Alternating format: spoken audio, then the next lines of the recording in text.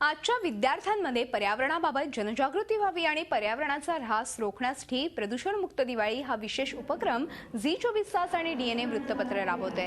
Mission Diwali ह्या उपक्रमांतर्गत ठाण्यातील नौपाडा भागातील शिवसमर्थ विद्यालयातील विद्यार्थ्यांनी फटाके न फोडण्याची प्रतिज्ञा केली आहे आणि ह्या प्रतिज्ञेमुळे विद्यार्थ्यांमध्ये निश्चितच पर्यावरणाबाबत जनजागृती निर्माण होईल।